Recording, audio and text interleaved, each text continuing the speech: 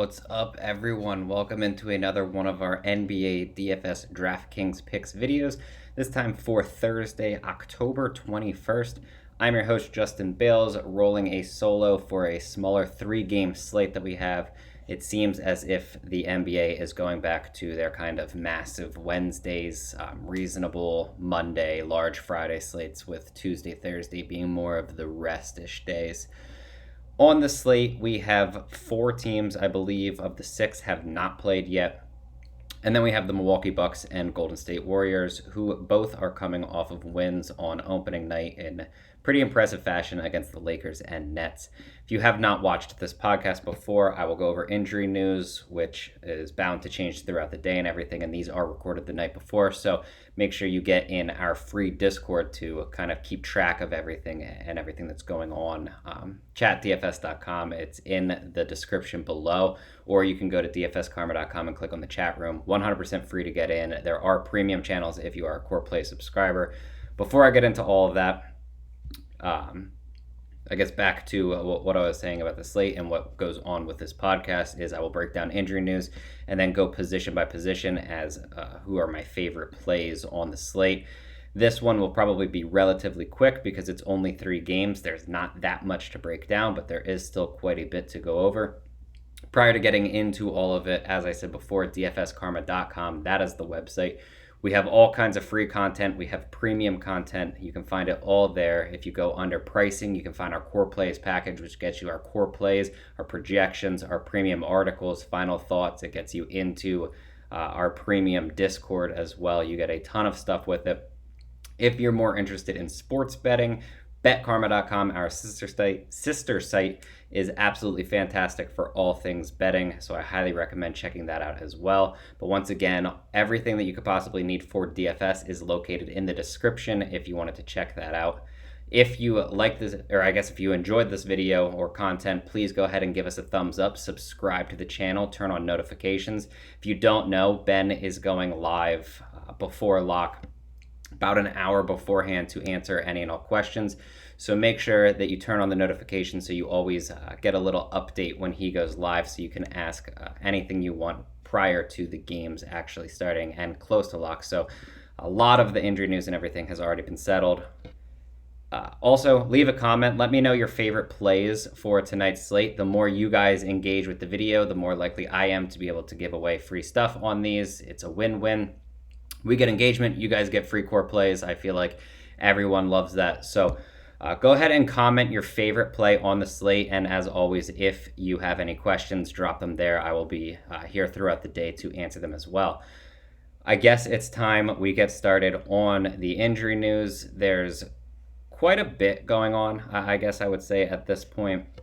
In the Dallas-Atlanta game, you have Danilo Gallinari and Lou Williams. Both are questionable. That's about to the extent. Onyeka Okongwu is out, but it's not like he was going to have a massive role to begin the season anyway, so it doesn't matter necessarily that much. It looks as if Jrue Holliday, after having a scare on opening night, is probable for tonight. Outside of that, Victor Oladipo out. Dante DiVincenzo, Bobby Portis, Rodney Hood, they are all out as well, along with Semi Ojeleye. That is quite a bit of news for the Milwaukee-Miami game that's going to affect rotations and everything. And then for the Clippers-Warriors, we just already have a ton of stuff. Kawhi Leonard out, Klay Thompson, Serge Ibaka, James Wiseman, Nick Batum, Jonathan Kuminga, Keon Johnson, all out for this game. So a lot going on there, especially to the point where Kawhi Leonard has been ruled out for the Clippers, which is going to give a few guys a pretty big boost, I would say. But to break down position by position, I feel like we're kind of in this weird spot. So at the top of point guard, I know Stephen Curry is always in play. You feel free to use him. He played 36 minutes the other night. He triple-doubled, didn't look bad, and he shot 5 of 21 from the field. The upside's there. Easily play, but you have this long narrative of Luka Doncic versus Trae Young because of the way that the draft day trade happened. Doncic has kind of taken over as, the future of the NBA. Trae Young put his team on his back in the playoffs last year and looked outstanding doing so. So you have this weird rivalry where they're probably not even rivals, but they also both know about what everyone's saying about the trade and everything. So I feel like it's a really good spot for Luka, a really good spot for Young. Both of them are great options. They played each other twice last year. Trae Young averaged slightly over 50 fantasy points per game. Luka averaged around 65. Neither one's going to come cheap. Obviously, you have a pretty big drop off. They're 1,500 apart. So I think if I'm choosing between the two, I probably choose Doncic. Both of them 100% fine. I have no issues whatsoever if you want to use either of them. That's likely where I'm at the top of the position. I think after that, you probably drop down a little bit. Drew Holliday, I played him opening night at 7,000. I thought it was too cheap. I still think it's too cheap. I don't like the matchup as much. There's obviously an extra game to choose from, but I do think that Drew Holliday is very, very viable in this. Eric Bledsoe is likely to be the second option for the Clippers. I would assume anyway. Maybe Reggie Jackson, but Eric Bledsoe we know at least has the ability to take games over, and Paul George is going to be the clear cut guy for Los Angeles. But I would assume that Eric Bledsoe is probably ends up being the number 2, maybe number 3 behind Reggie Jackson, or they kind of could be 2A, 2B. So for 6,000, I do think that Eric Bledsoe is in play. I have no issues at 6,700 for Reggie Jackson. It's just I prefer Drew Holliday at 65, and Bledsoe at least is a little bit of salary relief off of that. So I probably wouldn't end up on Reggie Jackson, although I do fully understand that the upside's there. As you drop down a little bit more, Poole, he saw surprisingly low minutes, only 25 against the Lakers, which was a little bit shocking. No foul trouble, anything like that. He actually shot relatively well, slightly under 50% from the field. He did score 20 points in 25 minutes. He took 18 shots. It's very clear he has a massive role. So I have no issues with Jordan Poole. I feel like he's probably slightly more of a tournament option just because of the matchup and the price tag. But again, no issues there at all. Tyler Hero is point guard, shooting guard eligible. And I know that he's kind of taken this weird turn during the offseason where he's been throwing his name around for most improved player, kind of stuff like that, where he believes that he's one of the best in his draft class already. So we could see kind of Tyler Hero come back after pretty much a down season for Miami. At this point, again, probably leaning more towards tournaments than cash games. But I do think that he is viable. Down at 3,600, Damian Lee played big minutes off the bench. I don't know if that's necessarily just because they benched Poole, or I guess took him out of the game a little bit early. But Lee did play 29 off the bench. He doesn't do a ton while on the court outside of score, but he's under 4,000, so I feel like that's probably the primary option under 4K on the slate at 3,600. I do like that quite a bit. I guess moving to shooting guard, there is really not all that much. Anyone that I talked about at point guard that has shooting guard eligibility, I'm not going to go over again. I just want to make that clear for anyone watching this and wondering, why I don't say someone like Eric Bledsoe at shooting guard. I do think that there are a few solid options. I wouldn't mind either of Kevin Huerter or Bogdan Bogdanovic. I think they both have upside. I don't think either one is overly safe, especially in the context of I believe that Trae Young is going to try to make a statement. Outside of that, you have the three-point shooting of Duncan Robinson. I mean, take it for what it's worth. If his shot's falling, he could score a ton of points. If his shot isn't falling, he's probably not a great play. Down at 45 and 4,400, the two guys that stick out obviously play for Milwaukee with Pat Connaughton and Grayson Allen. Allen kind of took over a little bit more after Drew Holliday got hurt in their first game. He ended with 6 assists. I think 5 of them came after Holiday's injury. Also had 4 rebounds, 10 points. The most surprising thing was in 28 minutes he was plus 23. It was the second highest on the slate in the game behind Giannis. And then Pat Connaughton played 30 minutes off the bench. He scored 20 with a few peripherals. So I think that both of them are fine options for the price tags. I probably lean Grayson Allen. I would assume he starts again. But both are reasonable, at least, for close to 4,000.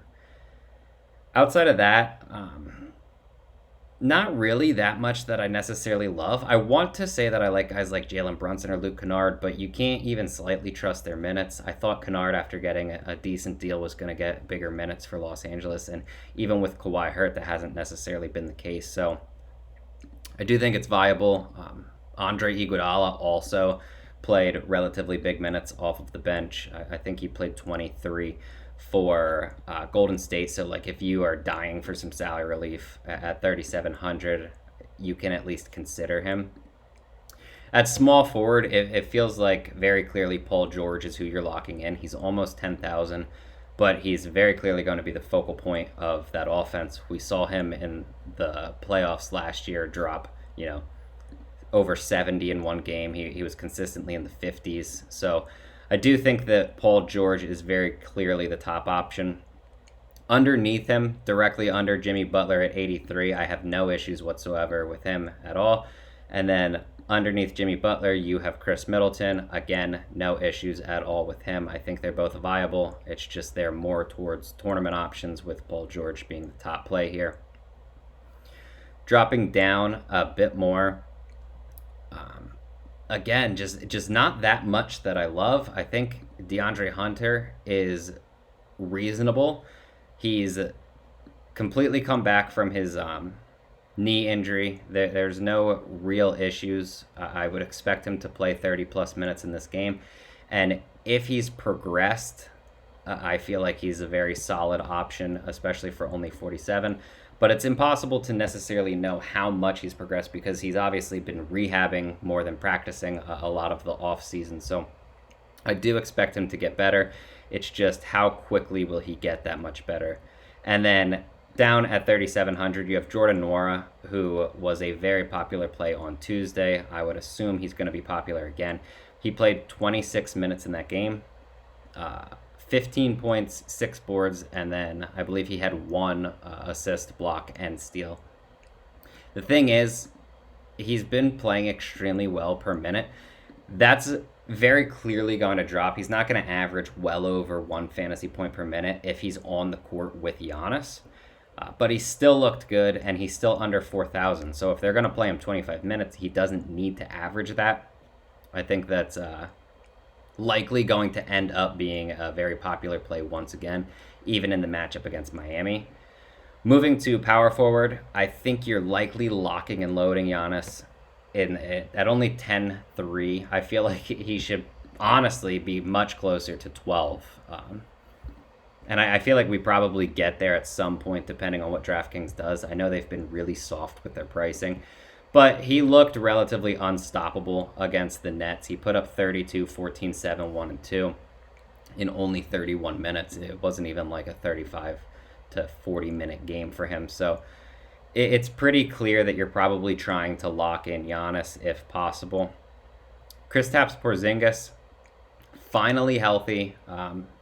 He's a guy that really struggles with injuries. That's been the case for quite some time. He's healthy entering this game, and I think because of that, he's a very solid tournament option. John Collins, we just saw get the big deal. He looked pretty good in preseason as well. So, again, John Collins is in a similar spot as Porzingis. I'm interested to know what they're going to do with Draymond Green. They announced that he was on a minutes limit in the first game. He then went on and played 30 minutes. So I don't know if their limit just means that he's not getting to the upper 30s, which is, more or less where he sits at. For the time being, I prefer Porzingis or Collins to Draymond Green at 6,900. So I probably look there more than I look for Green, even if they announce that he's not on the minutes limit. I think if they do announce that and he could get up to the minutes in the high 30s, I do think that he's more GPP viable than he is if he's only going to play 30 minutes. But still, I probably lean towards Porzingis and Collins. Dorian Finney-Smith, I have no problems with. I think he's relatively fine. He actually looked really good last season for quite some time, and he's locked into bigger minutes. I just probably prefer Marcus Morris at this point with Kawhi Leonard out. I would assume that he's playing big minutes, and if that's the case, I feel like it just makes sense to get him in because we know that he's a guy that can score fantasy points in a hurry. The problem is he doesn't always get the minutes. I would assume with Leonard out, they're going to come. He's going to play 30 plus, and if that's the case, he's a bit cheap at 5-1. As you drop down, I don't necessarily know what I want to do at 4,600 with Nemanja Bjelica. I think he's a fine play. I know I do like him on a fantasy point per minute basis, and he looked really good in 26 minutes off the bench for the Warriors in their first game. In that game, we had Andrew Wiggins only play 26 minutes. I'm not sure why Otto Porter Jr. only played 12. Juan Toscano Anderson only played 12 as well. I don't know if it was just Bjelica was playing really well, so they opted to give him the minutes. I don't think that those minutes are safe.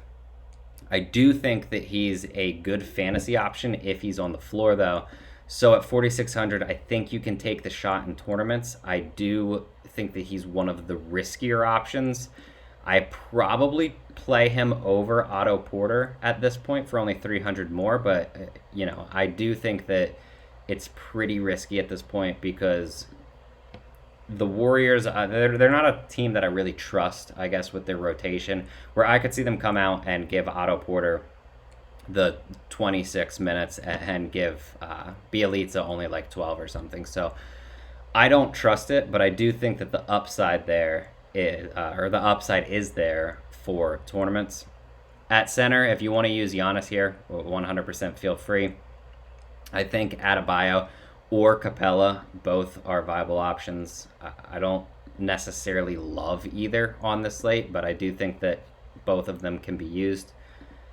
Outside of that, Ivica Zubac at 5K seems a bit too cheap. I do like him. I think that's very reasonable.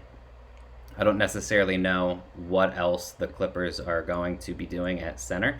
I guess they could run small with Marcus Morris if they wanted, or they could run with like Harry Giles at center if they wanted. But I would assume that Zubac plays at least 25 minutes, and he's always been a relatively solid fantasy point per minute player. So if that's the case, 5,000 is a bit too cheap for him, and that's someone that I would be interested in. That could potentially be it at center. Not a position that I really like. I feel like it might make the most sense to just plug in Giannis. I could have different thoughts tomorrow. Obviously, again, I said that this was recorded the night before, so it just makes sense for anyone watching this to jump in our free Discord, chatdfs.com, or the link in the description. But I think that about does it for this smaller slate. I will be back again for what should be a much larger Friday slate, a lot more fun to break everything down when it's not 3 games, and just to get a little bit of analysis, you're kind of picking between guys that you don't necessarily like, and on a big slate you wouldn't even really consider. But that's kind of how it works in NBA when they have these 3-game slates, and that doesn't mean that there isn't an edge. But once again, if you enjoyed the video, please give it a thumbs up, subscribe to the channel, turn on the notifications, comment below. I'm working on giving out a free either weekly or month-long NBA Core Plays package on these streams, but again, need the engagement. Thank you guys for watching. Hopefully you have success early in the NBA season, and good luck specifically tonight.